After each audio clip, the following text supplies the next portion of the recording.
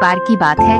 गौतम बुधवार अपने शिष्यों को जिंदगी से जुड़ी अच्छी बुरी चीजों का ज्ञान दे रहे थे। सभी शिष्य उनकी बातों को बहुत ध्यान से सुन रहे थे।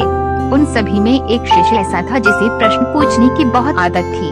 वो उठकर गौतम बुधवार के पास गया और उनसे बोला, आप हमें जिंदगी के बारे में जो कुछ सिखा रहे हैं उस सब का क्या फायदा, क्योंकि हम में से बहुत से बच्चों को ये भी नहीं पता कि हमारे जीवन का मूल्य क्या है और ये जीवन हमारे लिए कितना कीमती है। पहले आप हमें ये बता ले कि इस जीवन का मूल्य क्या है। अपने शिष्य की बात सुनकर गौतम बुधवार अपने कक्ष में गए और एक चमकता हुआ पत्थर का टुकड़ा लेकर आए। वो टुकड़ा उन्होंने अपने शिष्य को दिया और बोले, मैं तुम्हें इस जीवन का मूल्य तब बताऊंगा जब तुम इस पत्थर का सही मूल्य पता लगा कर आओगे। साथ ही ये ध्यान रखना कि तुम्हें ये पत्थर का टुकड़ा किसी को बेचना नहीं है। गौतम बुधवार की बात मानकर वो शिष्य बाजार की तरफ चला गया। बाजार में सबसे पहले उसकी नजर एक फल बेचने वाले पर पड़ी और उसने वो पत्थर उस फल वाले को दिखाया और बोला, इस पत्थर के बदले आप मुझे कितने फल दे सकते हो। फल वाला बोला, ये पत्थर कुछ खास तो नहीं है, लेकिन फिर भी इसके बदले में तुम्हें 10 केले दे सकता हूँ। वो शिष्य उस पत्थर को लेकर आगे चला गया। फिर उसे एक सब्जी वाला मिला। शिष्य ने उस सब्जी वाले से उस पत्थर की कीमत पूछी। सब्जी वाले ने उस पत्थर को ध्यान से देखा और बोला, इस पत्थर की कीमत के बदले में तुम्हें ज्यादा से ज्यादा एक बोरी भरकर सब्जियां दे सकता हूँ। इसके बाद वो शिष्य उस पत्थर को लेकर एक सोने के व्यापारी के पास गया। उस पत्थर की टुकड़ी की चमक देखते ही उस सुनार ने उसकी कीमत 100 सोने के सिक्के लगाई। शिष्य ने वो टुकड़ा बेचने से मना किया तो वो सुनार उसके बदले 200 सोने के सिक्के देने को भी राजी हो गया, लेकिन शिष्य ने वो पत्थर नहीं बेचा। इसके बाद वो शिष्य एक हीरों के व्यापारी के पास गया और उनके सामने उसने वो पत्थर के टुकड़े को रख दिया।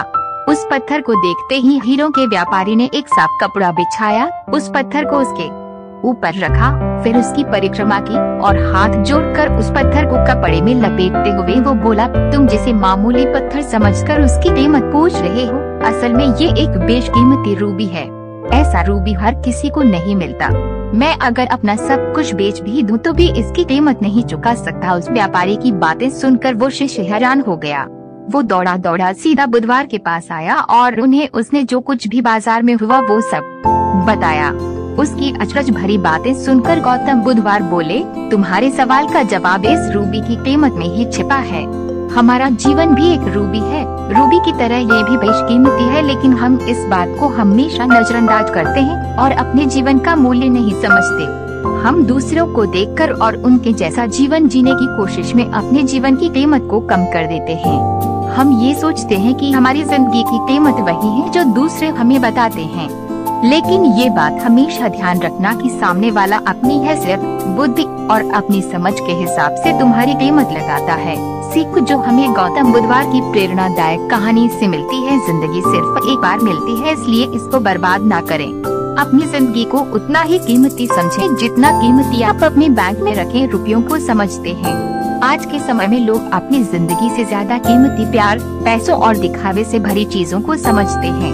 प्यार के चक्कर में लोग सुसाइड कर लेते हैं, पैसों के चक्कर में ऐसा काम करने लग जाते हैं जिससे उनकी जिंदगी बर्बाद हो जाती है। नाम कमाने के चक्कर में उल्टे सीधे काम करने लग जाते हैं।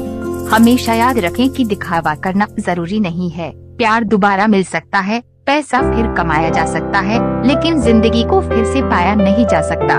इसलिए अपनी इस बेशकीमती जिंदगी को अच्छे से जिएं, हर पल का आनंद लें। कभी ये न सोचें कि आप इस दुनिया में किसी काम के नहीं है, न कभी ये सोचें कि आपकी जिंदगी व्यर्थ है। आपके होने या न होने से कुछ फर्क नहीं पड़ता। जब भी ऐसे नेगेटिव विचार आपके मन में आए तो खुद को बस ये याद दिलाएं कि जीवन एक रूबी है और ये बेशकीमती है।